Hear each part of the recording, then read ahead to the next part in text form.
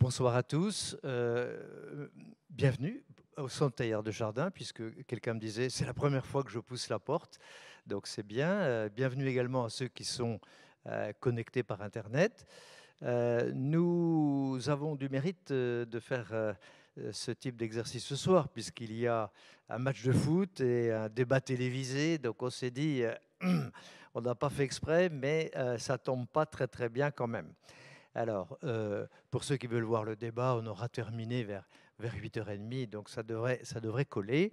Et donc, vous êtes ici au Centre Teilhard de Chardin, qui s'est installé très récemment, hein, puisqu'on a fêté le premier anniversaire il y a 2 semaines. Et en fait, sa mission, la mission qu'il s'est donnée, c'est d'essayer de faire du lien entre les chercheurs, les étudiants, les religions, les spiritualités. Donc une vue de liaison, vous voyez, c'est quelque chose qui nous semble très important, puisque on sait très bien qu'en France, on a tendance un peu à fonctionner en silo, donc à peu communiquer entre nous tous.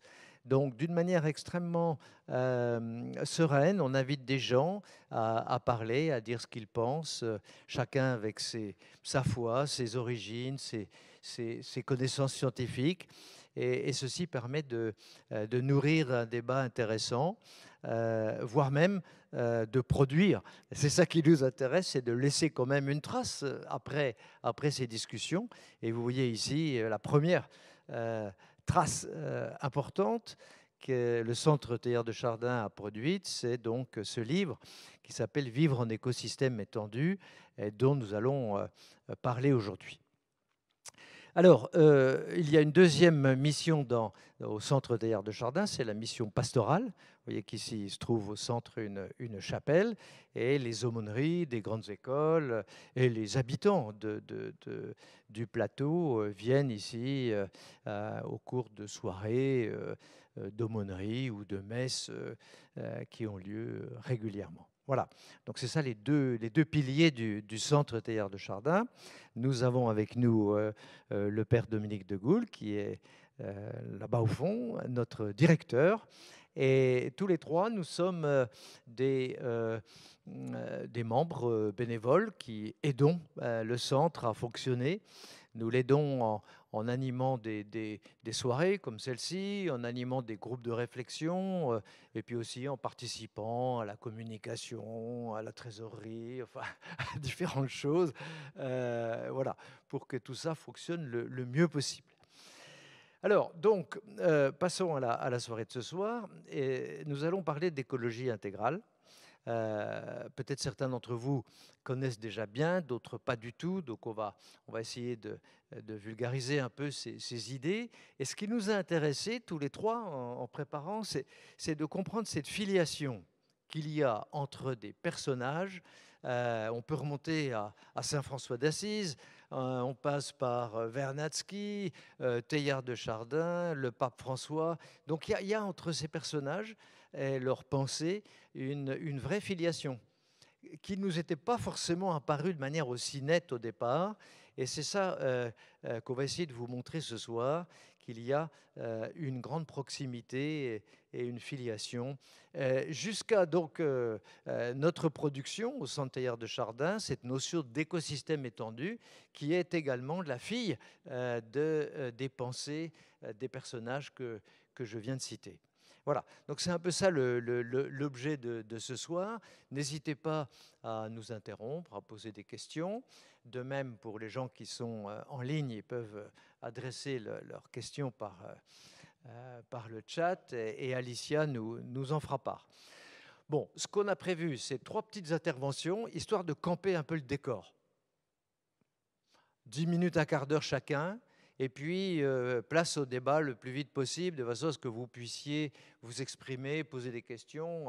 Peut-être vous avez des idées un peu différentes ou complémentaires de celles que nous aurons émises. Et c'est ça qui nous intéresse, c'est d'être nourri chaque fois qu'on fait des débats, des soirées de ce type-là, c'est d'être nourri des échanges. Voilà. Alors, dans l'ordre nous aurons Bernard qui va commencer. Donc Bernard Saugier fait partie de ce groupe de réflexion écologie intégrale depuis 2018.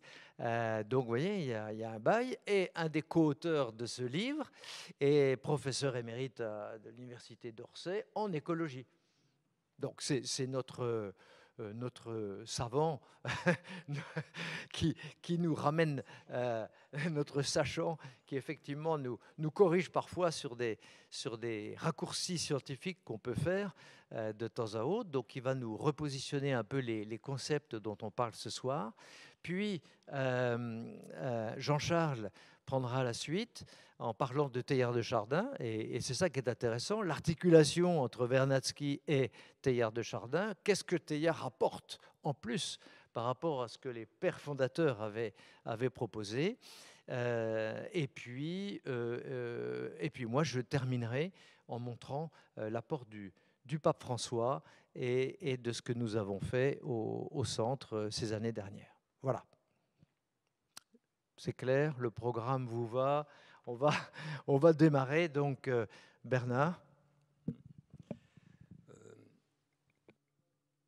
Voilà, on n'a pas fait défiler les diapos là, mais bon, c'était assez clair, je pense, d'après l'exposé de Bruno. Donc, moi, je voulais vous parler d'abord des précurseurs, parce qu'il y en a bien avant qu'on parle même que le mot d'écologie ait été inventé. Alors, en fouillant bien, on trouve chez Xénophon un ouvrage qui s'appelle L'Économique. Et Xénophon, outre, on le connaît comme historien, mais il a aussi, il avait un domaine assez important de plusieurs milliers d'hectares, et il a dû le gérer. Et en le gérant, il s'est aperçu qu'il y avait un certain nombre de problèmes, aussi bien de nature agronomique, mais nature aussi économique, de rapport avec les gens qui travaillent dans son domaine. Donc, il a fait ce chose. Il faut remarquer qu'économie aussi, ça vient de deux racines grecques. Oikos, c'est la maison. Nomos, c'est la loi, la règle. Et donc, c'est les règles de conduite de la maison. Et par la maison, pour Xénophon, ça intégrait aussi le domaine. Un peu plus tard, Théophraste, qui était un élève d'Aristote et qui était apparemment végétarien, ça j'ai appris récemment, il a écrit plusieurs ouvrages sur les plantes, mais un qui s'appelle Des causes des plantes, et il avait remarqué déjà qu'il y avait une relation entre les espèces d'arbres et les habitats. Les arbres allant, disons, sur des endroits humides, les saules, les zones, etc., et d'autres, au contraire, c'est des endroits plus secs. Et puis, bon, il y a eu d'autres précurseurs. Je n'ai pas cité Linné, je n'ai pas cité Buffon, mais un qui joue un rôle particulier dans l'écologie, c'est Malthus, donc un pasteur et économiste de Grande-Bretagne. Il a écrit un essai sur le principe de population, et il avait remarqué que la population humaine avait une grande fertilité, suffisante pour envahir la Terre, mais que la production de nourriture était un facteur limitant de cette population, et s'il n'y avait pas assez de nourriture, une mortalité importante. Et à Londres, il y avait de grandes misères dont il a été le témoin, et pour éviter ces misères, il a pensé qu'il fallait réduire la natalité. C'était sa solution à l'époque. Darwin, pas mal d'années après, mais son texte fondateur de 1859, L'origine des espèces, a été écrit sur plusieurs décennies, suite à son voyage aux îles Galapagos, qu'il a fait quand il était tout jeune. Et il a repris un peu les idées de Malthus en les attendant aux espèces animales de manière générale. Donc toute espèce animale, si elle n'est pas limitée, pourrait en peu de temps recouvrir la Terre entière, ça c'est ses mots, et elle en est empêchée par les ressources disponibles, donc la nourriture, mais aussi par la compétition et la prédation. Oups. Est-ce que je n'ai pas oublié? Oui, si, c'est venu un peu rapidement. Ensuite, maintenant, j'arrive à la notion d'écologie. Donc, c'est un zoologiste allemand qui était aussi médecin, Haeckel, un beau portrait de lui, là, quand il était encore jeune. Et vous voyez qu'il était encore jeune quand il a conçu ce mot de écologie, donc toujours oikos, la racine maison, et logos, le discours à science.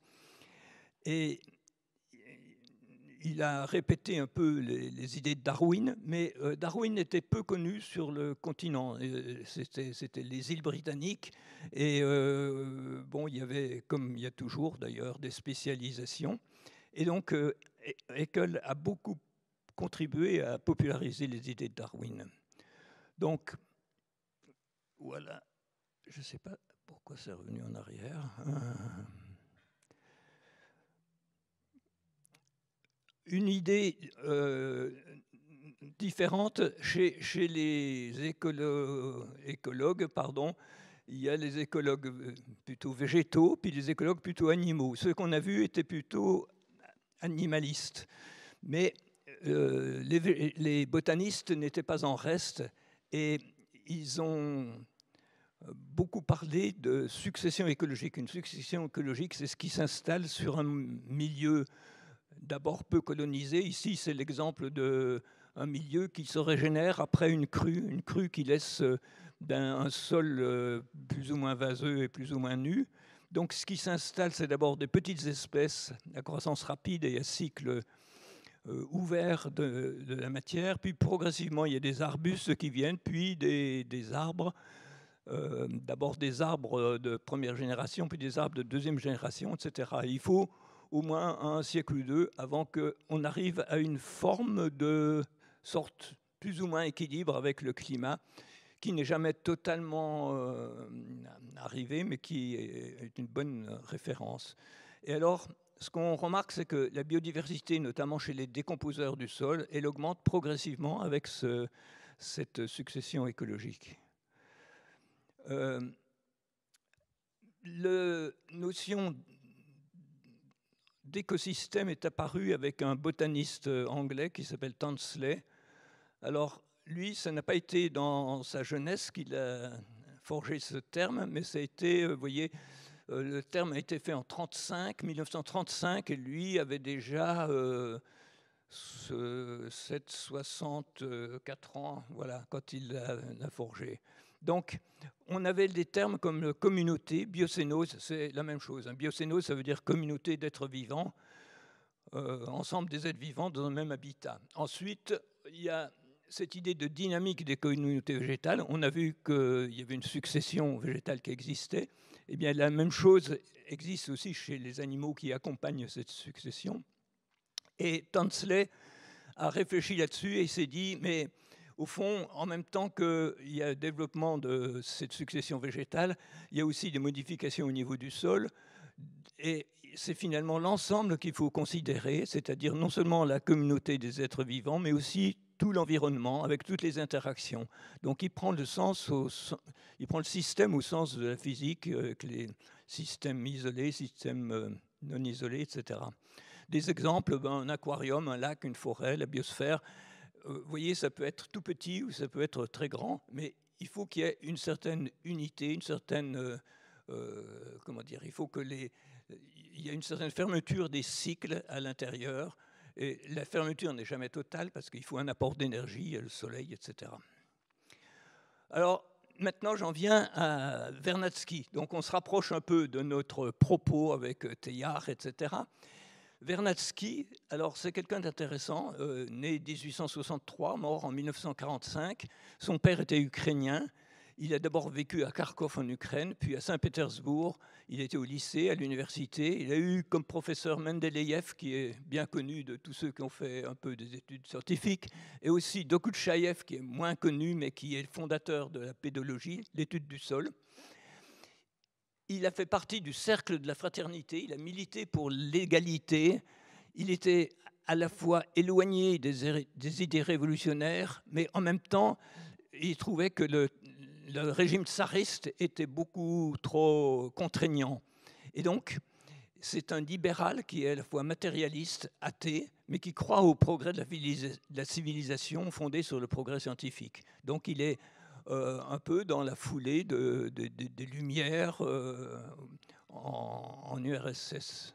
en Russie, pardon. Il a voyagé pas mal à Naples, Munich, Paris pour étudier les cristaux. Son domaine d'étude, c'était la cristallographie. Il a fait une thèse de doctorat à Saint-Pétersbourg, minéralogiste à Moscou. Il a créé un institut de minéralogie. Et un point intéressant, en 1911, il a quitté l'université et pour des raisons politiques. C'est-à-dire qu'à un moment, le régime du tsar trouvait qu'il y avait trop d'opposition parmi les étudiants. On connaît ça, on a eu mai 68. Eh bien, il a fait envoyer la police dans l'université. Et ça, pour Vernadsky, ça a été une ligne rouge. Donc il a démissionné et il a encouragé un certain nombre de ses collègues à démissionner avec lui. Ensuite, il a résidé à Saint-Pétersbourg. En 1917, il a eu peur d'être balayé avec la vague des tribunaux révolutionnaires. Il s'est réfugié en Ukraine. Ensuite, il a fondé en Ukraine l'Académie des sciences et il en est devenu le président. Il a été ensuite, en 1922, invité à la Sorbonne pour donner des cours, comme on a des cours de professeurs invités aujourd'hui. Et c'est dans ce cadre qu'il a fréquenté Édouard Leroy et eu des contacts avec Pierre Teilhard de Chardin. Je ne sais pas si les contacts ont été très... Les historiens ne sont pas absolument d'accord sur savoir si les contacts ont été fréquents ou non. Je pense qu'il y en a eu, mais peut-être pas énormément. Et il a écrit les bases du livre La biosphère. Donc, en 1926, il rentre en URSS. Il a réussi à toujours échapper à la prison. Et il a milité pour que l'Académie des sciences reste un bastion libéral. Il a eu du mal, mais il est arrivé. Excusez-moi, j'ai un peu de... Ah oui, c'est ça que j'ai dû heurter. Alors, la biosphère, ses sources, donc on a rappelé Darwin, il y a Humboldt, qui était un naturaliste très connu, Mendeleïev, Suess. Alors, le terme de biosphère revient à ce géologue autrichien qui s'appelle Suess, Édouard Suess, dont je n'ai pas l'occasion de parler, Dokuchaïev, donc la pédologie, Le Châtelier, un chimiste, Conscience politique, on a déjà parlé un peu de ça, et donc il écrit ce truc. Alors j'ai voulu mettre les dates de ces trois personnages, Vernadsky, Leroy et Teilhard de Chardin, pour montrer que Teilhard de Chardin est le plus jeune des trois. 63, vous voyez, il a 18 ans de moins que Vernadsky et 11 ans de moins que Leroy. Le terme de biosphère et de noosphère a été discuté entre ces trois personnes. Et c'est bon, je pense, de le reconnaître. Et chacun mettait des choses un peu différentes sous ce terme-là.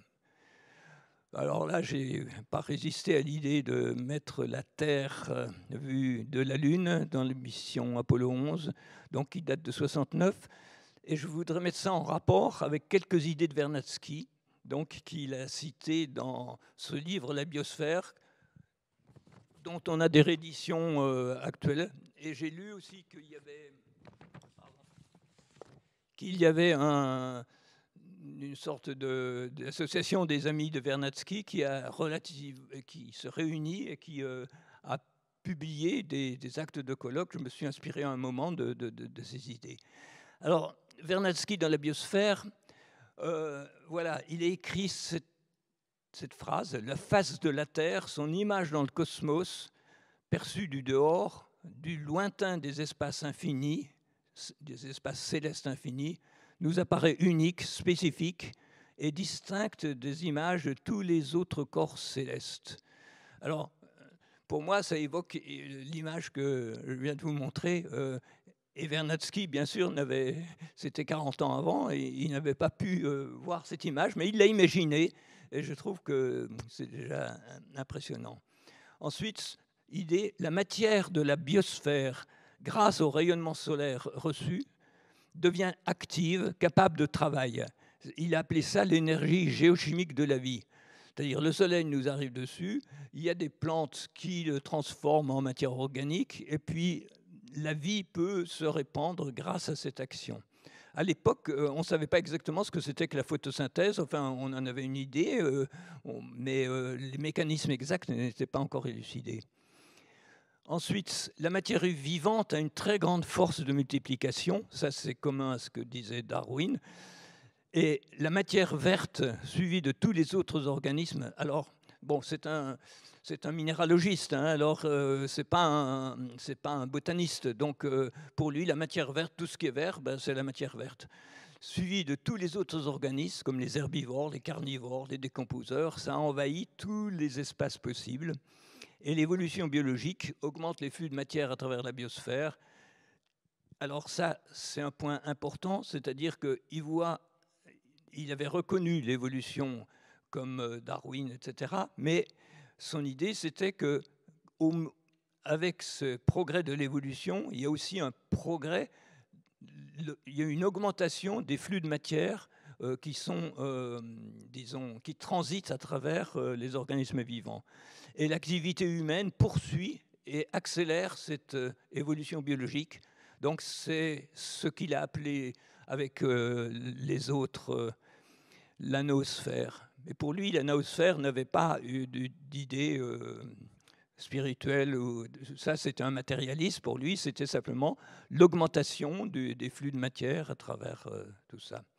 Voilà ce que je voulais dire en préambule. Donc, et je passe la parole à Jean-Charles. Merci. Donc, on va passer maintenant donc, effectivement à Teilhard de Chardin. Alors, Teilhard de Chardin et l'écologie, avant de continuer. Pour ceux qui ne connaissent pas Teilhard de Chardin, donc, il est né en 1881 à Orsine, dans le Puy-de-Dôme.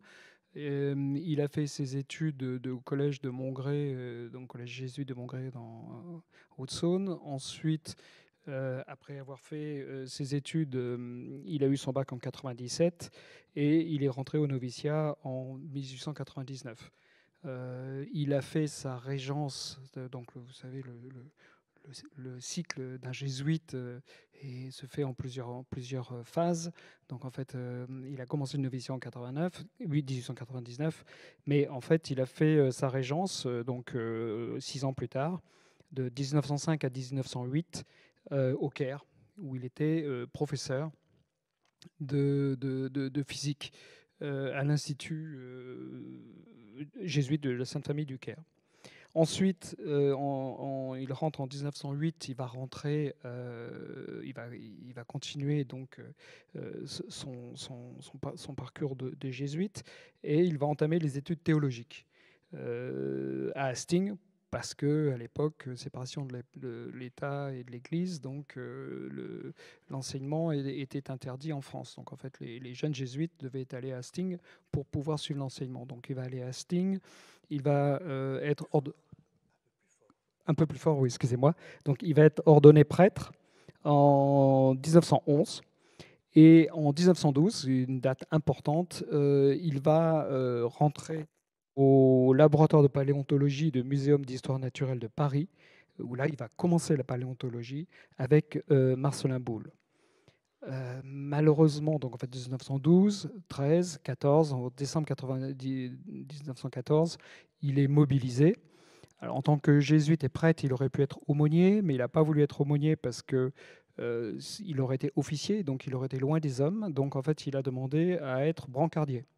Et donc, il a fait toute la guerre de 14, de 14 jusqu'à la fin, jusqu'en 19, en tant que brancardier dans un des régiments très connus, qui sont le régiment des tirailleurs sénégalais. En fait, au début, il ne s'appelait pas comme ça, mais il est devenu le fameux régiment des tirailleurs sénégalais, qui était sur vraiment tous les théâtres d'opération les pires pendant la Grande Guerre.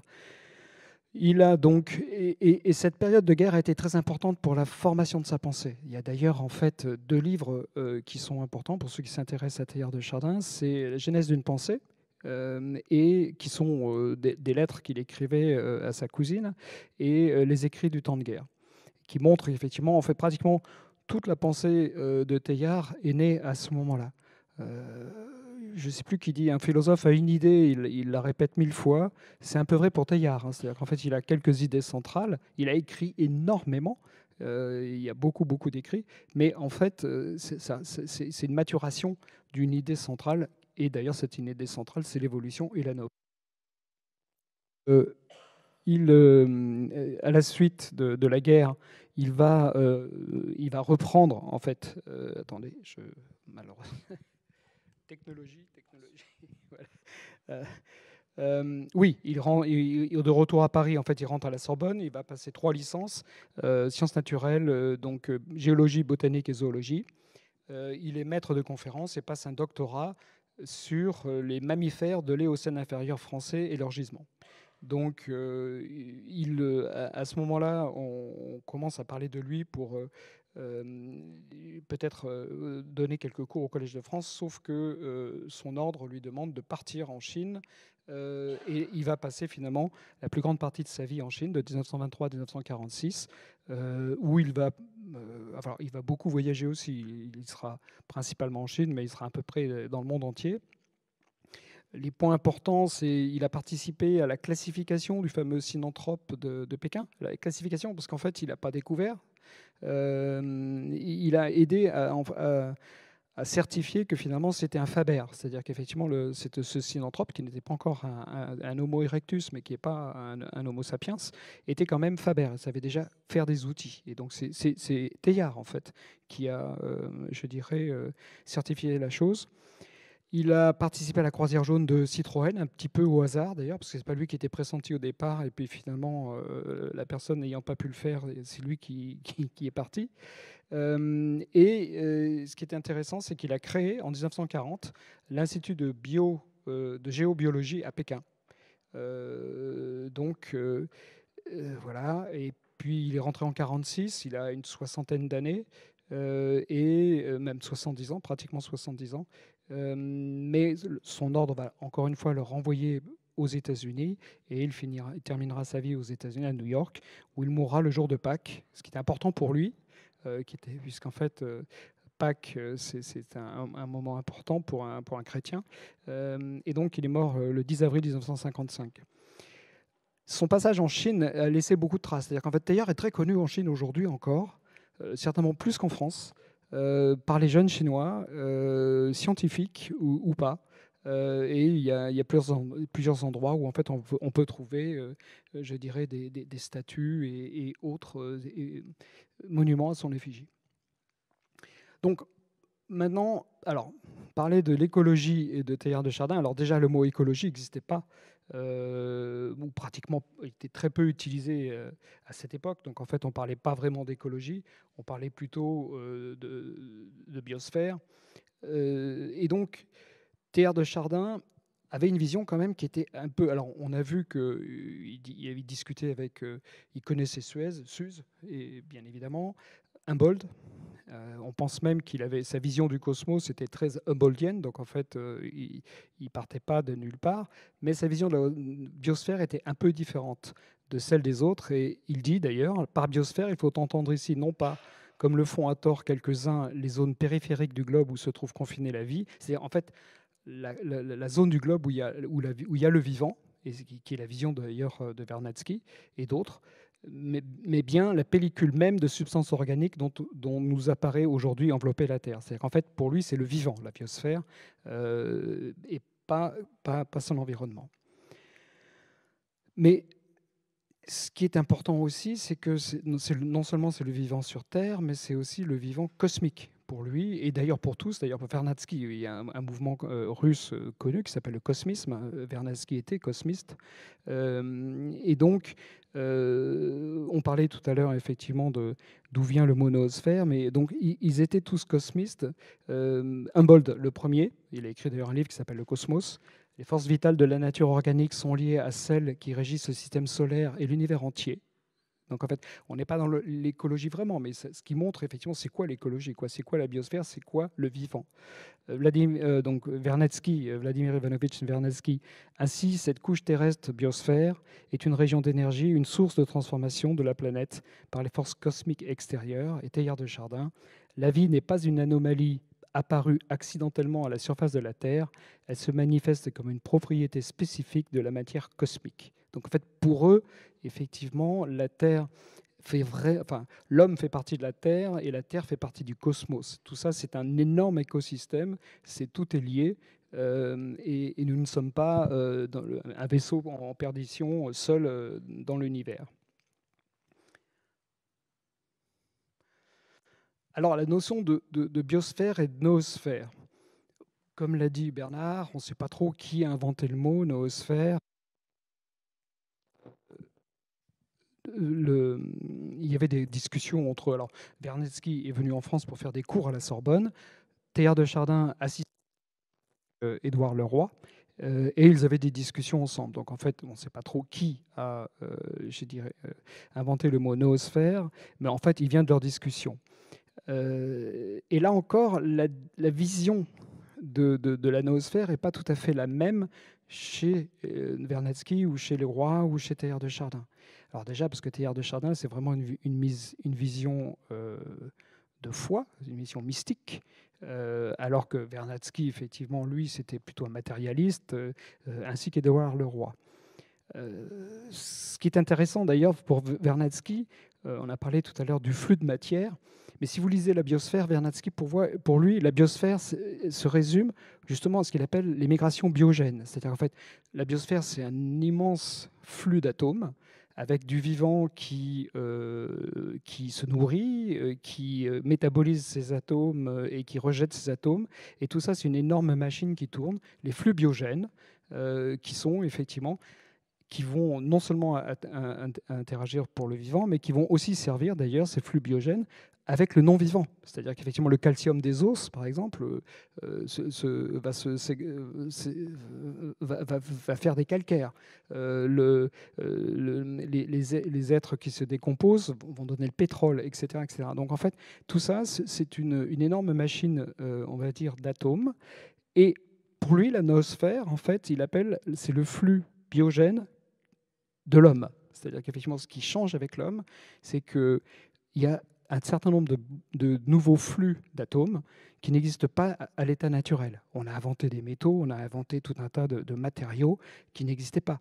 À l'état naturel, on ne se déplace pas d'un continent à l'autre. Donc, en fait, on ne fait pas migrer des atomes comme ça, etc. Donc, en fait, la culture amène effectivement ces changements. Donc Vernadsky définit la noosphère. L'activité industrielle de l'humanité conduit à la création et à la répartition généralisée de nouveaux composés chimiques, comme je vous disais, dont beaucoup n'existaient pas dans la nature auparavant. Ce phénomène que j'appelle la migration biogénique culturelle signifie une nouvelle étape dans le développement de la biosphère. La noosphère, un nouveau phénomène géologique sur notre planète.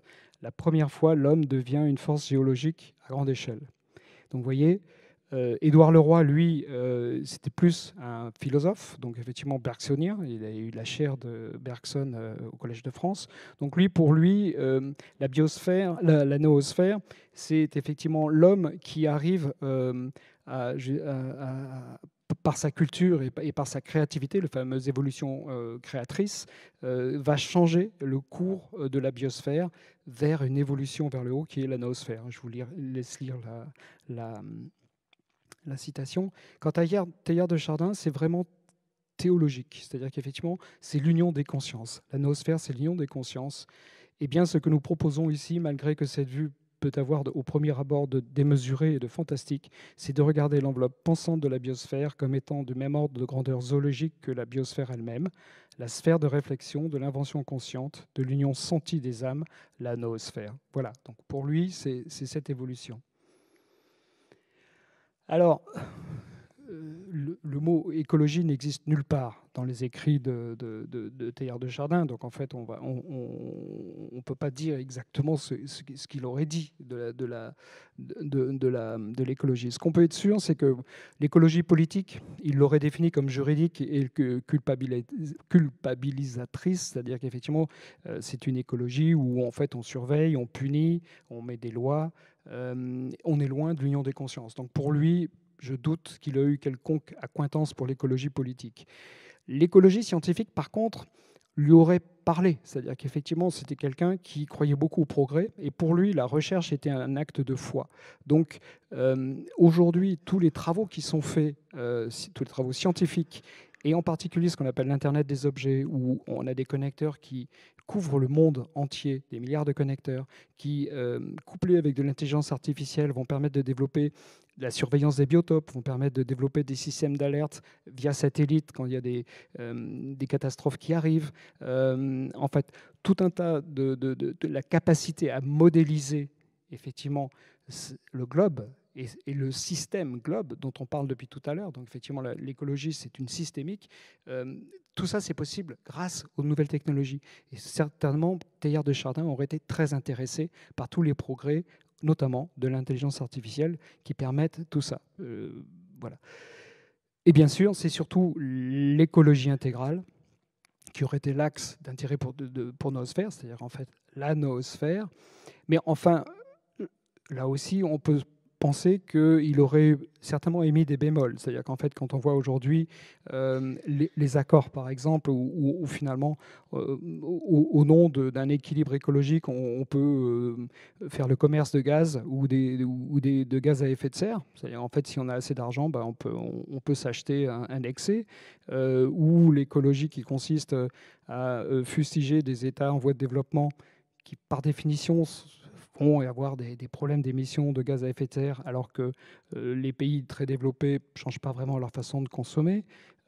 Voilà.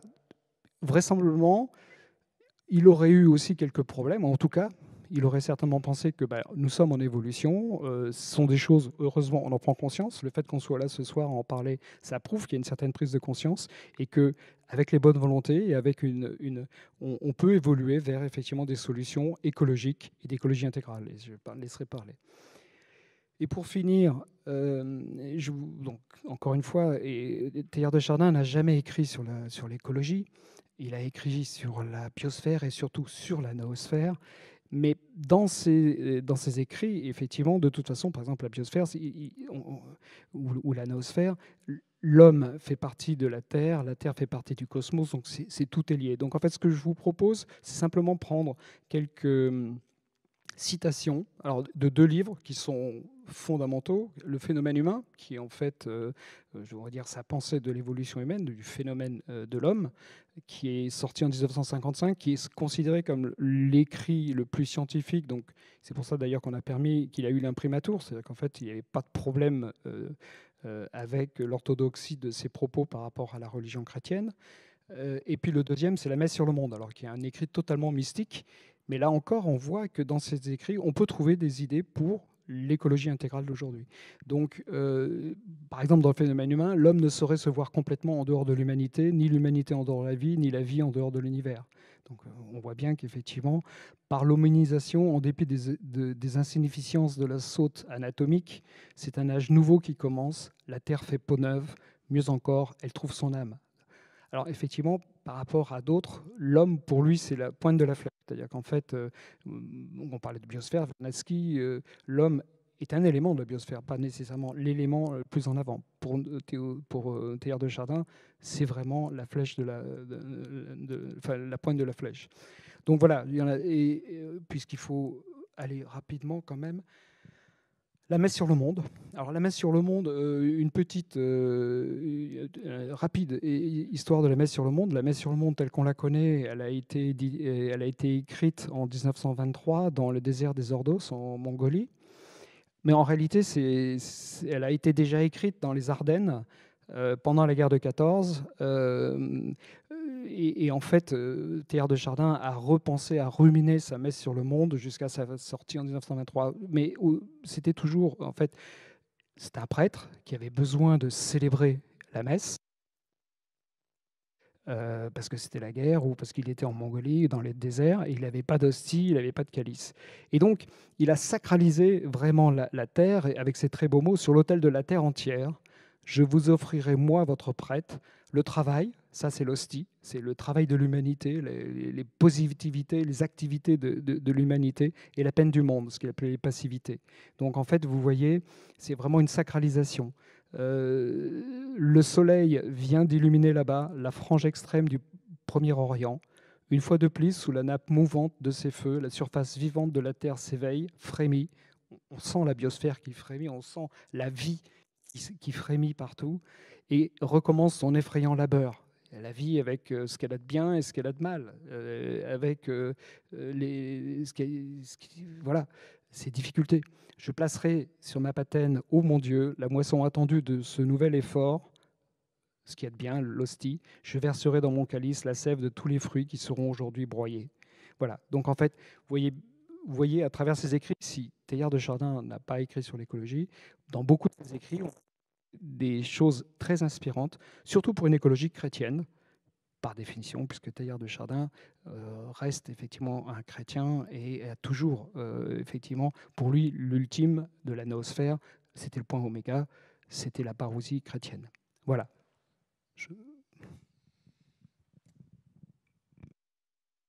Merci. Donc, pour prendre la suite, on va faire un petit bond dans l'histoire, puisque avec Teilhard de Chardin, vous avez entendu, mort en 1955. Alors, ça ne veut pas dire qu'il ne s'est rien passé entre 1955 et 2015, mais néanmoins, je vais quand même faire un peu ce grand écart.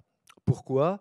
Eh bien parce que le livre du pape François sur l'écologie intégrale est une encyclique qui s'appelle Laudato Si et qui a été publiée en 2015. Voilà. Alors là, c'est juste un petit clin d'œil pour vous rappeler que si François, le pape, porte ce nom, c'est évidemment en référence, en lien spirituel avec Saint François d'Assise, le grand amoureux de la nature, puisque, vous le savez, toutes ces prières magnifiques sur la création. J'ai fait une erreur malheureuse. Il n'a jamais parlé, Saint François n'a jamais parlé de la nature, il parlait de la création.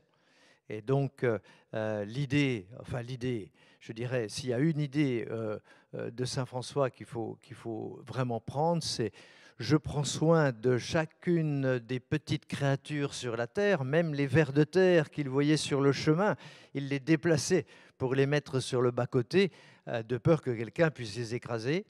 Et il voyait Dieu en chacune de ces petites créatures, même le ver de terre. Et ceci montre son amour pour la création, toute forme de création. Évidemment, dans la création, il y a l'être humain, la personne humaine. Et donc, cet amour qu'il avait pour la création, c'est également c'est le même amour qu'il se reporte sur les pauvres. Et vous savez, donc, Saint François, c'est l'amour de la création, la nature, aussi bien que les pauvres, et c'est ça qu'il caractérise. On dit que c'est le plus grand saint de la chrétienté, parfois, hein, on dit ça, et donc c'est tout un symbole si le pape François a décidé de prendre son nom. Alors donc, l'écologie intégrale en quelques mots, hein. Évidemment, c'est un livre, alors je vais vous résumer en quelques points simplement. La première chose, c'est que le mot l'expression tout est lié est répétée dans ce livre un nombre de fois incroyable. Et donc, en cela, il est l'héritier complet de tous ces gens qui travaillaient dans la systémique, et on a parlé de Vernadsky, on a parlé de Teilhard de Chardin, qui avaient une vue systémique du monde, de l'univers, du cosmos. Et donc, le pape François est vraiment l'héritier. D'ailleurs, il cite Teilhard de Chardin dans son livre, avec une autre idée tout à fait teilhardienne, c'est que tout ça, cette évolution va quelque part. Eh bien, elle va vers Dieu. Et donc, le pape François s'exprime très clairement en disant quelle est la finalité de l'écologie ? La finalité de l'écologie, c'est de conduire toute la création à Dieu. Deuxième grande idée. Troisième grande idée, et c'est là qu'il ajoute quelque chose par rapport aux pionniers et à Teilhard de Chardin, c'est que le social, l'économique, le politique sont des éléments, des dimensions indispensables à mettre au cœur de la réflexion écologique. Ce qui n'était pas du tout le cas, évidemment, des scientifiques du début du siècle, ni de Teilhard de Chardin, qui n'avait pas, sur ces sujets, un grand intérêt. Donc, la dimension politique est là, chez le pape François. Il a des mots extrêmement forts et qui ont été très mal perçus par un certain nombre de chrétiens lorsqu'il critique la technocratie et le néolibéralisme qui conduit à une consommation excessive et qui donc conduit à abîmer la planète. Donc cet élément est un ajout. Vous voyez, il est l'héritier et en même temps, il ajoute cet élément politique et social. Alors, il ajoute un autre élément qui est l'individuel. C'est-à-dire que dans son livre, il prend soin, je crois, d'équilibrer ce qui est d'ordre politique, donc collectif, ce qui doit se décider en haut lieu et ensuite redescendre sur les citoyens que nous sommes. Il équilibre cette vue par le haut avec cette vue par le bas, qui est la conversion écologique à laquelle il appelle tout le monde, pas seulement les chrétiens, tout le monde. Et cette conversion écologique, c'est-à-dire, c'est une prise de conscience, pas seulement prise de conscience, oui, il faut faire des choses parce que la Terre va mal, parce que la Terre se réchauffe et tout ça, mais conversion veut dire qu'est-ce que je modifie dans mes représentations, qu'est-ce que je modifie dans mes comportements, dans mes manières de voir le monde pour changer quelque chose dans ma vie de tous les jours. Et donc, il prend des exemples extrêmement parlants dans le domaine de la modération et de la sobriété. Il dit une chose, si je vous contrains à ne plus boire de bière, par exemple, vous allez dire, oh ça c'est quand même pas sympa. Le soir du match et tout ça, on a envie de boire une bière. Bon, donc ceci est vécu comme une contrainte liberticide. Et pour le pape François, il dit comment voir que ces contraintes peuvent être en fait des libérations. C'est-à-dire je me libère d'une consommation excessive, je me libère d'une addiction éventuellement, je me libère à des liens qui sont d'ordre matériel pour trouver un temps, d'une part, mais aussi une nouvelle liberté pour m'élever spirituellement. Donc vous voyez cette bascule qu'il fait de transformer les contraintes liberticides en nouvelle libération pour se consacrer à plus haut en termes spirituels. Et puis la dernière chose qu'il ajoute également par rapport aux pionniers et à Teilhard de Chardin, c'est cette notion de co-création. Elle est déjà un petit peu chez Teilhard, parce que Teilhard appelle tout le monde à participer au progrès.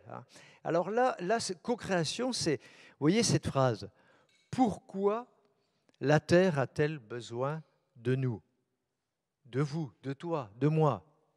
Pourquoi? Vous voyez, ce n'est pas pourquoi, en un mot. Pourquoi?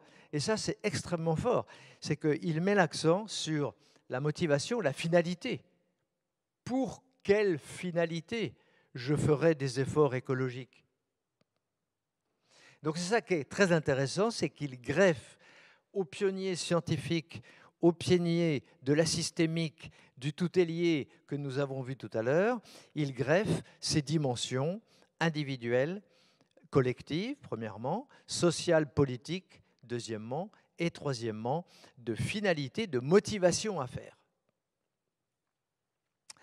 Voilà, donc ici vous trouverez, quand vous relirez le document, quelques petites choses, mais la phrase la plus célèbre que j'ai reprise, c'est « Il faut écouter tant la clameur de la terre que la clameur des pauvres ». Voilà le résumé de l'écologie intégrale. Il ne s'agit pas de faire de l'anthropocentrisme qui miserait tout sur l'homme et qui mettrait la priorité absolue à toutes les actions des hommes. On sait que ça peut faire des dégâts. Mais il ne s'agit pas non plus de faire la priorité excessive à l'écologie, ça s'appelle l'écocentrisme ou le biocentrisme. Il est contre également. Il veut un équilibre pour un anthropocentrisme humaniste et social, si je puis dire, ou bien un écocentrisme, non, plutôt un anthropocentrisme écologique ou un écocentrisme humaniste et social. Vous voyez, il s'agit d'équilibrer les dimensions humaines, sociales, avec les dimensions écologiques et politiques. Voilà. Donc, je vais un peu vite parce que j'aimerais vous dire un mot, c'est que après avoir vu, vous voyez, comment ces trois morceaux s'articulent, le côté scientifique, les concepts ont été posés par les pionniers, puis Teilhard de Chardin y ajoute cette finalité de retour à Dieu de la création et le côté systémique, eh bien, le pape François apporte le social, apporte l'humain au cœur de la réflexion écologique. Et qu'est-ce que nous avons voulu faire dans ce livre? Eh bien, c'est d'ajouter à l'écologie intégrale une notion méthodologique. Parce que souvent, on entend dire « Oui, l'écologie intégrale, j'ai compris, j'ai lu le livre et je suis vachement content, mais maintenant, je ne sais plus très bien que faire. Par quel bout prendre un problème écologique ?» C'est vrai que c'est très difficile. Il y a plein de facteurs, tout est lié, qui sont reliés les uns aux autres. Il y a des tas de gens qui disent des tas de choses différentes, donc je ne sais plus m'en sortir. Donc ce travail apporte un quatrième élément dans notre réflexion autour de l'écologie, qui est comment passer des idées du tout est lié et de l'écologie intégrale en général à l'idée opérationnelle, par quel bout je le prends, comment je cherche les différents facteurs, comment je cherche les relations entre ces facteurs, etc. D'où l'idée d'écosystème étendu, que vous découvrirez, je n'ai pas le temps d'en parler. Ah, peut-être, montre les trois niveaux quand même. Voilà. Avance. Voilà, c'est ça. Bon, c'est bien, c'est bien. Voilà.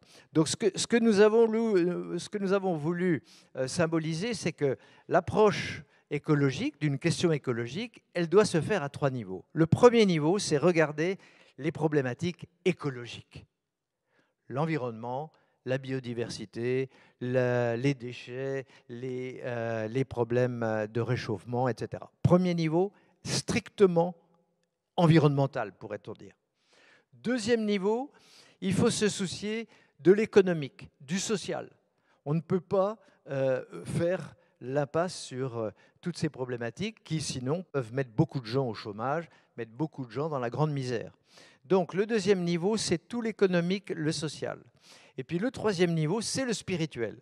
Et nous osons dire que ces trois niveaux s'articulent les uns avec les autres, ils sont emboîtés les uns dans les autres, et que la démarche que nous proposons consiste d'abord à regarder les relations entre les facteurs environnementaux, puis regarder les relations entre les facteurs socio-économiques et l'environnemental, puis regarder comment ceci se répercute, impacte le niveau spirituel, et à ce moment-là, on a bouclé la boucle. On a essayé d'avoir une vue systémique, d'avoir une vue exhaustive. Alors évidemment, la perfection n'est pas de ce monde. Et on sait très bien que repérer tous les facteurs dans le domaine écologique est quelque chose de très, très difficile. Dans le domaine socio-économique, tout autant. Et dans le domaine spirituel, tout aussi difficile. Mais il faut s'efforcer. Voilà. Notre message dans ce livre, c'est efforçons-nous à chercher les facteurs de niveau 1 et leurs relations, les facteurs de niveau 2 et leurs relations, les facteurs de niveau 3 et leurs relations, puis ensuite les relations entre les niveaux. D'où la notion d'écosystème étendu. Voilà le travail que nous avons fait ici, grâce au Centre Teilhard de Chardin, avec une équipe. Et, je crois qu'il y a 8 ou 9 personnes qui se sont réunies et qui ont travaillé pour produire ce livre et ces idées novatrices. Alors ensuite, on est allé un petit cran plus loin en se disant, il faudrait revenir juste avant, voilà, pour dire un mot, encore une fois, c'est que, voilà, on s'est dit, il y a quand même quelque chose de bizarre, c'est que l'écologie fait des clivages dans la société comme c'est pas croyable. On voit des climato-sceptiques, on voit les écocentriques, on voit les anthropocentriques, on voit ceux qui sont totalement en dehors du circuit et qui s'en fichent complètement. Donc on sent que ce soit au plan politique ou même dans les débats en famille, avec des amis, souvent on voit les clivages apparaître et parfois des affrontements assez durs. Donc on s'est dit il faut aller voir un peu plus loin et il faut chercher pourquoi. Alors on a fait toute cette réflexion pour essayer de comprendre qu'est-ce qui se passe dans notre société pour qu'il y ait encore des climato-sceptiques. Ça veut dire que le message scientifique ne suffit pas. Qu'est-ce qui se passe pour que certaines personnes se sentent tout de suite agressées quand on parle écologie, ou se disent « mais vos contraintes liberticides m'empêchent de vivre ». Donc on a des réactions, et en particulier chez les chrétiens, qui sont très virulentes, et on a voulu essayer de prendre tout ça pour voir comment passer à un autre niveau de discours. Et donc essayer de trouver le moyen d'expliquer que l'écologie est une science du complexe. Trouver le moyen de dire qu'on peut ne pas être d'accord, mais si on monte peut-être d'un niveau, alors on peut retrouver des points d'accord, rechercher des accords en sortant de cadres habituels de nos désaccords. Donc il y a toute une écologie du dialogue et de la relation humaine que nous avons mis au cœur de ce travail, et sans laquelle le projet écologique ne fera que du surplace. Parce qu'on sent bien qu'on fait 2 pas en avant, 3 en arrière, parce qu'il y a des gens qui ne veulent pas de ceci, qui ne veulent pas de cela. Donc, il faut arriver à trouver un consensus et à faire de l'écologie avec tout le monde et pour tout le monde. Voilà. Donc, je termine avec un petit mot pour rappeler les éléments théologiques que nous avons cités. Donc l'appel à la sobriété, c'est une conversion personnelle pour se libérer d'autre chose. C'est trouver la trace du Créateur dans la création. Ça, c'est directement Saint François. C'est le respect, c'est la communion avec toutes les créatures. C'est inciter à l'action de tous. L'écologie ne se fera que à cette condition-là, que tout le monde se sente concerné, pas seulement quelques-uns. Donc être co-créateur, se sentir co-créateur de ce grand projet. Et puis vivre en écosystème étendu, c'est accepter qu'on peut être parfois en désaccord, mais malgré tout capable de débattre, capable de reliance. Donc la reliance, c'est un concept qui met en évidence la relation entre les personnes. Quand on est en relation et quand on multiplie les relations entre nous et quand on intensifie la qualité de ces relations, on forme un écosystème fort, solide, qui peut apporter des choses par rapport à l'ensemble du projet écologique.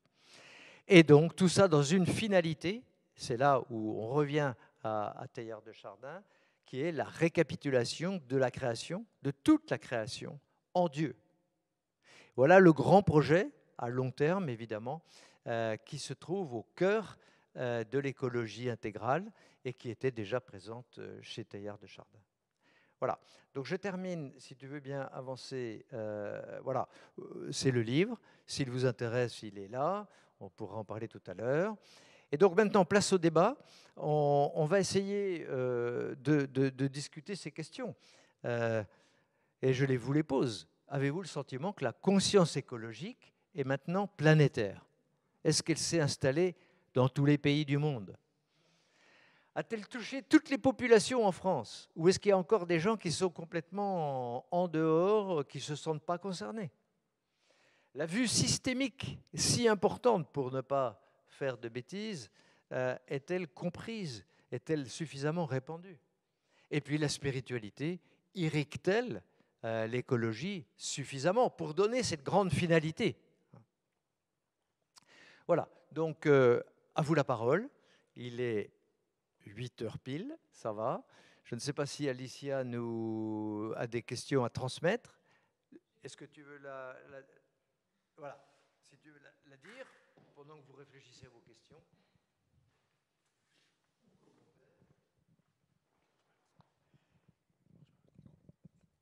Vous m'entendez? Oui, très bien. Du coup, nous avons une question de Philippe Carpe qui s'adresse plutôt à Jean-Charles. Que représentent les droits de la nature dans la vision de Teilhard de Chardin? Ont-ils une place et laquelle?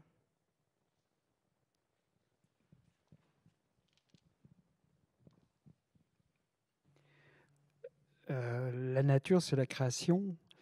Et donc, Teilhard de Chardin, il y avait ces citations. Bien évidemment, la création est sacrée. Bruno vient de parler de retrouver Dieu dans l'écosystème. Teilhard de Chardin parle de diaphanie. La diaphanie, pour lui, c'est effectivement voir Dieu dans tout élément de la nature. Alors pas comme du paganisme ou de l'animisme, hein, en disant bah, cette fleur elle est sacrée, je dois la pas. Mais en fait, c'est le résultat de cette immense création dont on fait partie, dont l'homme fait partie, dont l'homme est le relais, puisqu'en fait, à partir de l'homme, pour lui, l'évolution ne se fait plus de façon physico-chimique, mais elle se fait de façon culturelle. C'est-à-dire qu'en fait, c'est plus l'ADN qui transmet, je dirais, l'hérédité, c'est la culture. C'est notre un enfant né, il est pratiquement vierge et il acquiert toutes les cultures de millénaires qui sont derrière lui en quelques années pour être un enfant du 21e siècle et puis demain du 22e siècle, etc. Donc, je pense que par définition, et la messe sur le monde, sur cet autel, la terre, donc pour lui, la nature est sacrée, un peu comme Saint François d'Assise. Mais derrière le mot droit, il y a le côté juridique qui est aujourd'hui. Oui, le côté juridique derrière la notion de droit de la nature, puisqu'il y a des gens qui militent dans ce sens-là, n'est pas présente ni chez le pape François, ni chez Teilhard de Chardin. C'est une notion qui est plus récente que cela. Je ne sais pas à quand elle remonte, mais peut-être je sais pas, peut-être la fin peut-être autour de entre 2015 et 2020, il me semble, on se met à parler du droit de la nature.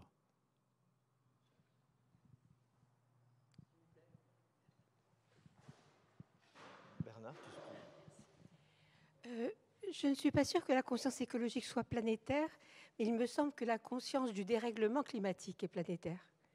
Un peu partout dans le monde, partout où il fait trop chaud, où la terre est devenue, on ne peut plus la cultiver, les gens ont pris conscience qu'il se passait quelque chose, quoi. Alors c'est peut-être la conscience écologique, elle demande peut-être plus de réflexion, c'est peut-être de nos côtés, de notre côté, d'ailleurs c'est nous qui sont c'est notre civilisation qui a créé le problème. Voilà, c'est peut-être nous qui sommes déjà un peu conscients de ça, mais les autres pays souffrent sans peut-être savoir encore quelles sont les causes, quoi. Oui, je pense qu'il y a beaucoup de pays qui souffrent effectivement du dérèglement climatique. Et derrière cette question, il y avait une petite idée aussi, c'est de dire la conscience écologique semble quand même s'être bien répandue sur toute la planète d'une manière ou d'une autre. Et ceci est un peu les prémices de la noosphère, puisque là, vous voyez, la noosphère, c'est cette conscience planétaire qui s'installe au-dessus de l'humanité, entre guillemets. Et donc, effectivement, il y a des points de vue différents, où on arrive à cela de manière différente, mais on converge vers une idée qu'il se passe quelque chose et que chacun doit faire quelque chose à son propre niveau. Je n'aurais pas votre optimisme à propos de la conscience écologique quand on voit certains pays qui se foutent complètement et des pays, bon, je ne vais pas le nommer, mais si je vais le nommer, la Chine, qui continue à utiliser son charbon et puis d'autres pays qui vivent avec le charbon, hein. Donc moi je ne suis pas, dont on connaît la pollution, voilà. Et moi, je ne suis pas optimiste du tout, surtout par les temps qui courent, parce que quand on voit que les problèmes écologiques n'ont pas du tout été pris en considération aussi bien par l'extrême gauche que par l'extrême droite, actuellement, ça fait un peu froid dans le dos. Alors, la Chine, il y a quand même, je ne sais pas si vous avez lu, il y a des articles très intéressants sur les efforts de la Chine pour arriver à diminuer la pollution en ville. Alors, évidemment, ils sont loin du compte, et comme vous dites, ils utilisent encore beaucoup le charbon, mais il y a vraiment de gros efforts faits pour que les villes deviennent respirables, hein, tout simplement, parce qu'ils étaient vraiment dans des situations épouvantables.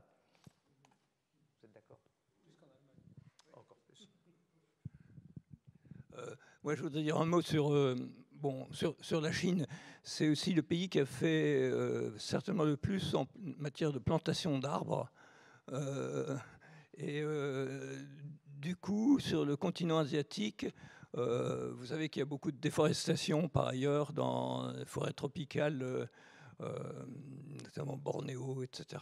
Bon, et actuellement, on arrive presque à un équilibre au niveau de l'ensemble de l'Asie sur le plan de déforestation, reforestation, donc ça se balance à peu près. Et ça, c'est grâce aux efforts chinois. Je ne dis pas qu'ils sont parfaits du tout, mais ils font des gros efforts aussi en matière d'énergie renouvelable. Il se trouve qu'ils ont énormément, ils ont de charbon et que c'est pour eux le plus facile à exploiter. Et bon, simplement, ils ont promis d'arriver à limiter ensuite leur... mais je veux dire, ça ne nous exonère pas, nous, de penser que chez les Français, d'après les enquêtes d'opinion, il y a encore 40% des gens qui ne croient pas au changement climatique causé par l'homme. Et je pense que ça doit nous faire réfléchir un peu.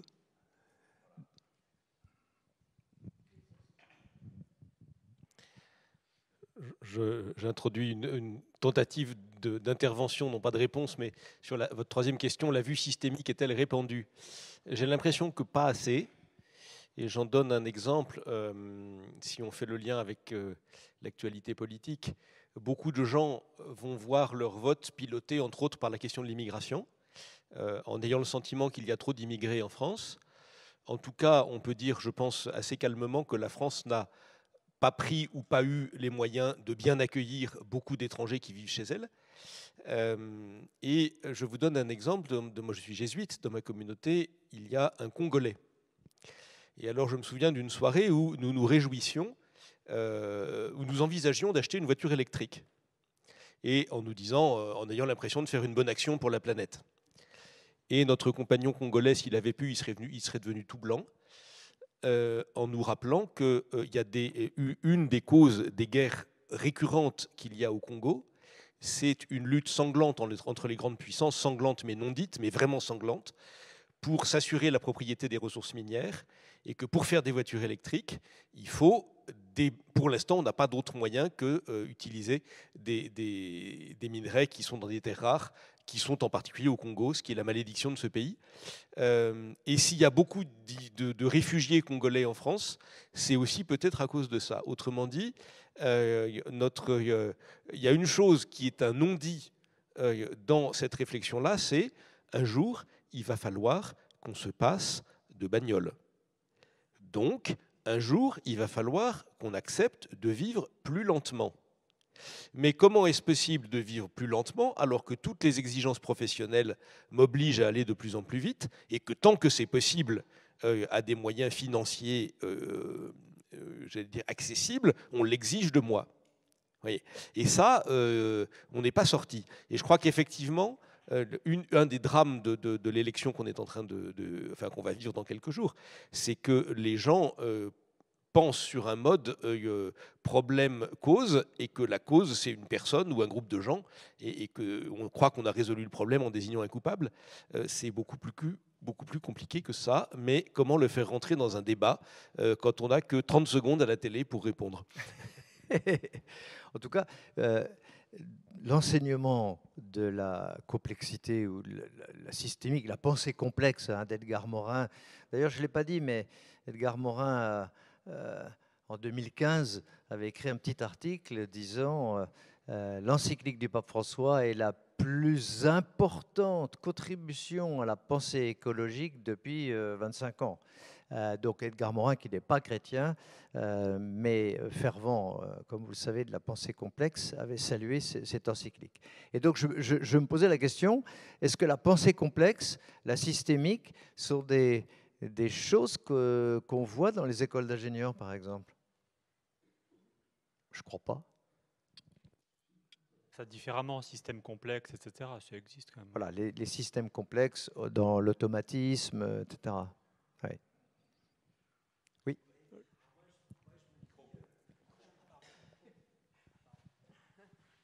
Oui, je rebondis sur ce que vous avez dit. Est-ce qu'on peut être capable de vivre avec moins de biens et de créer plus de liens? Parce que j'étais sensible au livre de Georges Perec sur la décroissance. Alors c'est peut-être un peu éloigné de l'écologie, mais je me dis simplement écouter la nature, retrouver des espaces naturels et que les gens, tout le monde, on en prenne plus conscience et que ça vienne naturellement pour que justement on se rende compte on est tous pollués par tous ces bruits, par toute cette consommation et qu'il faut qu'on simplement le matin écouter les oiseaux, voir les arbres, avoir un espace naturel. Déjà rien que ça, retrouver ça, le sensibiliser, même si on consomme, même si ok on fait tout ça, mais retrouver ce peu de choses qui est vital, quoi. Tout à fait. Vous êtes en plein dans la conversion écologique, hein. C'est exactement à ça que le pape François nous appelle. Mais c'est là où la chose est complexe. Il est bon de reprendre le mot. On ne peut pas faire cela en faisant fi du fait que toute une partie de la population va tomber dans une grande misère si on fait les choses de manière trop brusque, si on ne pilote pas quelque chose qui doit prendre du temps. Alors certains disent oui, mais bon, le temps, on n'a pas le temps, il faut aller très vite. Oui, mais plus on va vite et plus on fait des dégâts et plus parfois les plus pauvres en souffrent le plus. Donc il faut également tenir compte, d'où les niveaux 1, 2 et 3. Là, vous parlez d'une conversion spirituelle, mais qui ne peut pas faire fi des problématiques socio-économiques également. Je voudrais reprendre un petit peu un peu les mêmes idées sur la pensée systémique et pourquoi elle n'est pas acceptée ou comprise aujourd'hui. Pour moi, la formule du tout est lié, en fait, c'est une formule assez provocatrice en réalité, parce qu'elle est anti-moderne. Toute la modernité classique du XVIIe au XXe siècle s'est faite sur l'idée qu'on pouvait dissocier en fait différents problèmes, que les individus pouvaient avoir des croyances, qu'ils pouvaient avoir des idées politiques, que néanmoins c'était des consommateurs, qu'on est aussi des sportifs de temps en temps, etc. Enfin bref, on a dessiné des individus un peu multifacettes, et ces facettes ne se rejoignent pas. Finalement, nous sommes tous clivés, nous avons tous des points de vue différents au long de la journée, suivant ce que nous faisons. Et donc, on a perdu totalement cette vision d'un monde lié, causalement, et on a diffracté en quelque sorte les choses. Et ça, c'est formidable, cette grande dissociation qu'on a vécue depuis 4 siècles, parce que c'était l'occasion d'une émancipation. Du coup, on peut faire ce qu'on veut. Et au fond, le problème que je vois, c'est que, pourquoi on parle d'écologie punitive, etc., c'est qu'on a l'impression que on va mettre des bornes à tout, et qu'au fond, on met une fin au grand récit émancipateur, voire aux transgressions qui sont assez valorisées dans notre culture. Et donc la question, c'est comment on recrée un récit émancipateur, mais écolo-compatible. Et donc, quelle spiritualité pour émancipatrice et néanmoins compatible avec un monde fini? Bon, la question est tellement grande, large, que évidemment je ne vais pas y répondre, mais simplement peut-être revenir à ce que dit le pape François sur cette idée que les contraintes liberticides peuvent être vécues autrement que comme des contraintes pénibles à supporter, et par cet effet de libération. Donc justement, le mot émancipation, bon, pas très loin du mot libération. Et il est certain que la spiritualité dans notre société étant... bon, Dominique, je ne sais pas comment on pourrait dire, mais elle est un petit peu enveilleuse, eh bien, à ce moment-là, forcément, cette idée de libération spirituelle qui nous sortirait d'une consommation excessive est mal comprise, mal acceptée ou pas du tout vue par des gens. Alors, ça, c'était une première partie. Deuxième partie, il y a quand même des signaux extrêmement positifs, qui est que certaines formes de spiritualité rejaillissent. Alors évidemment, les spiritualités traditionnelles des religions monothéistes dans notre pays, bon, sont un petit peu en berne.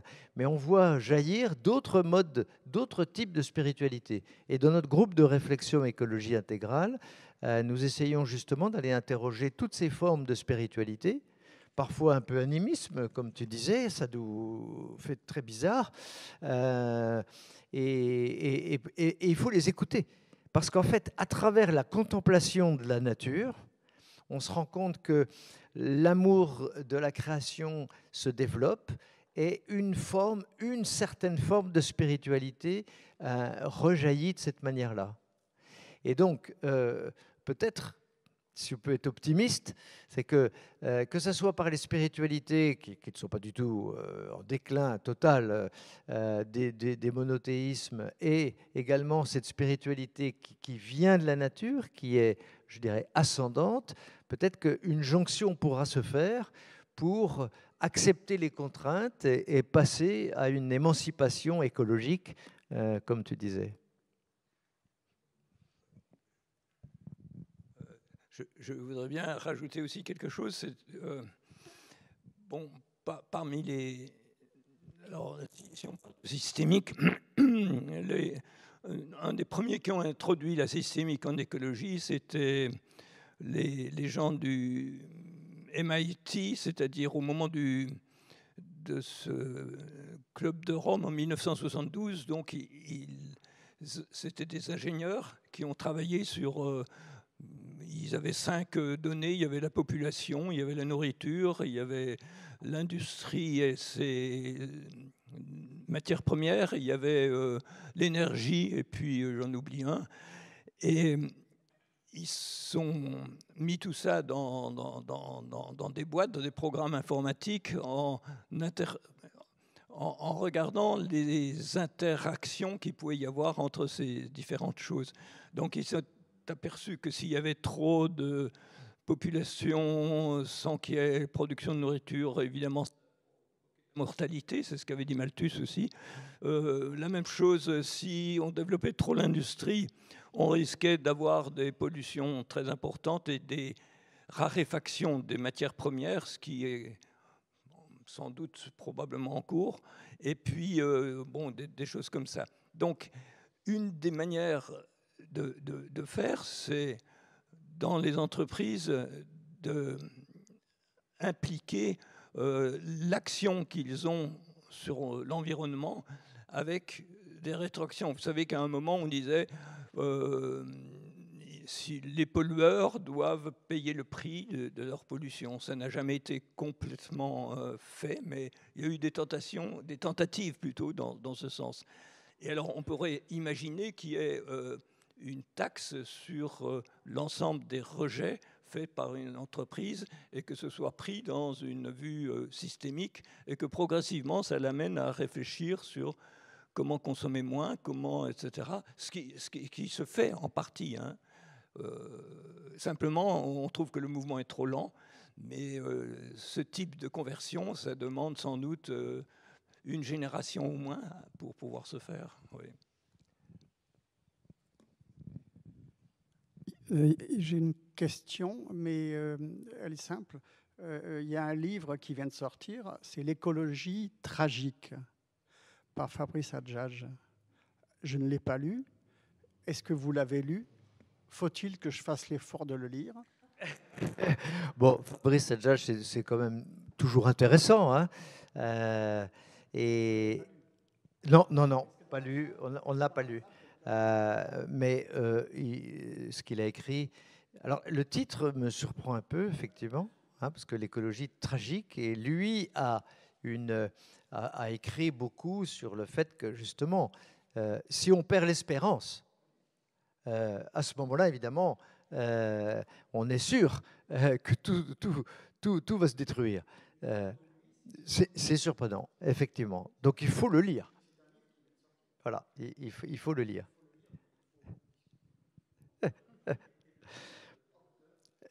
Fabrice Adjadj, donc, qui est un chrétien, qui a écrit beaucoup de choses très, très intéressantes.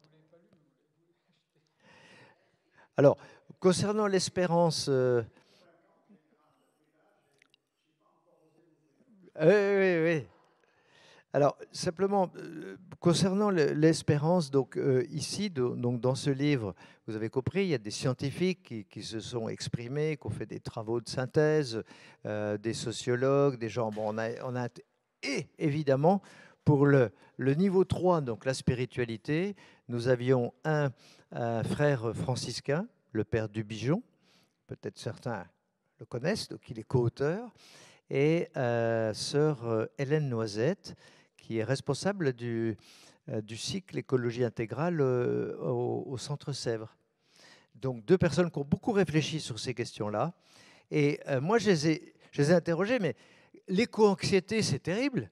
Quand on voit qu'il y a des jeunes qui tombent en dépression, mais au sens médical du terme, à cause d'éco-anxiété, c'est dramatique. Alors, je ne sais pas du tout ce que dit le livre. Hein.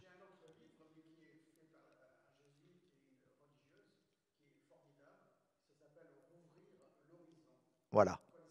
Non, non, non, je ne le connais pas, mais ben oui. Non, non, c'est spirituel, voilà. C'est ça, c'est ça.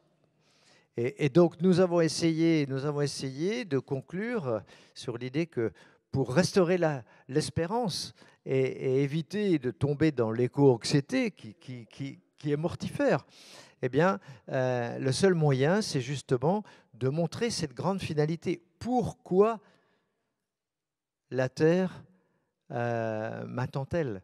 Hein, donc c'est ce pourquoi, et c'est d'arriver à projeter les gens, et c'est ça qu'on essaye de faire dans notre groupe de réflexion. On essaye de trouver des mots, des moyens. Il ne s'agit pas de balancer des chiffres. En plus, les gens, ils ont plein de chiffres, ce n'est pas le sujet. Non, le chiffre ne sert à rien. Il faut, si tu veux bien aller au dernier, c'est trouver des modes de communication pour s'adresser aux populations qui restent sur le bord du chemin ou qui sont éco-anxieuses, déprimées, ou qui veulent mettre le feu au Palais Bourbon. On a reçu ici un philosophe que vous connaissez, Gaspard Koenig, qui a écrit un livre, un roman qui s'appelle Humus. Et ce roman, il se passe, au début en tout cas, sur le plateau de Saclay avec des ingénieurs de l'agro. Alors vous pensez, je l'ai appelé, je lui ai dit, écoutez, vous êtes obligé de venir ici pour répondre aux questions des étudiants, parce que vous les mettez en cause. Son roman termine par une catastrophe, c'est une révolution, il y a des morts, il y a des gens qui tirent à la mitraillette sur d'autres, c'est un truc abominable. Pour des raisons écologiques, on peut aller à des extrémités de grandes révolutions, de grandes dictatures et de bains de sang. Donc, qu'est-ce qu'il y a comme voie pour passer, éviter tous ces écueils? Eh bien, la seule que nous ayons proposée ici, c'est faire appel à la spiritualité qui est en germe chez tout le monde. Deux questions en ligne ici. Donc, une question spirituelle qui nous dit comment est-il possible de proposer à ses collègues scientifiques d'envisager la dimension spirituelle, avec quelle méthode justement? Et une autre question qui concerne plutôt Teilhard, donc qui nous dit Teilhard est aussi invoqué par les transhumanistes. La technique et la superstructure numérique sont-elles sacrées aussi? Ah oui, d'accord. Alors, ça, la deuxième question est intéressante pour nous deux, parce qu'on a tous les deux écrit sur ce sujet. Effectivement, Teilhard de Chardin serait très heureux de voir que la Terre se connecte avec Internet et tous les magnifiques outils que tout le monde a partout sur la planète. Donc c'est un maillage extrêmement fin auquel il n'aurait pas rêvé. Mais voir ça, c'est l'aurait... Il l'avait entrevu, effectivement. Et donc, ce qui est intéressant, c'est de se dire que on utilise, Jean-Charles et moi, le mot de proto-noosphère. C'est-à-dire, c'est finalement un outil, c'est une infrastructure, mais c'est le début de quelque chose. Parce que cette conscience planétaire dont on parlait tout à l'heure, qui s'est diffusée partout, ben, elle s'est diffusée comment et grâce à quoi? Ben, aux réseaux sociaux, aux internets, aux messages dans tous les sens.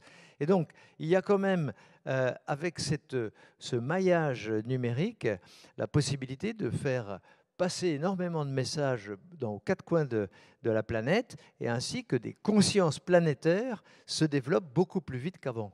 Donc, c'est pour ça que Jean-Charles et moi, on utilise le mot de proto-noosphère. Il y a un numéro de Noosphère oui. qui traite de Voilà. Il y a une revue qui s'appelle Noosphère et qui traite de ça. Si vous cherchez sur Internet, vous trouverez la revue Noosphère. Alors, il y a, pour la première question, qui est beaucoup plus difficile, c'est pour ça que je l'ai pris en deuxième. Mais là, on va peut-être demander à Dominique de nous aider. La question, c'était de se dire, vous voyez, mais comment parler de spiritualité avec les collègues scientifiques qui, eux, d'abord, ils ne sont pas faits pour ça, ils sont faits pour être des scientifiques, donc de regarder les choses de manière extrêmement concrète. Et deuxièmement, est-ce qu'il y a un moyen de s'adresser à eux, quoi, d'éveiller quelque chose? Donc nous avons proposé aussi ce livre de parler de la pensée complexe et de laisser émerger, à travers la contemplation de la nature, de laisser émerger chez tout le monde cette sensibilité à la création qui s'approche d'une forme de spiritualité. Et ceci, d'après nous, hein, maintenant, bon, on verra comment les choses se font, tout le monde, hein, qu'elles soient scientifiques ou pas du tout, ou pas du tout instruites, cette même approche peut servir à tout le monde. Alors, il est 8h30, on va boucler dans 1 minute. C'est dommage qu'on ne voit plus le...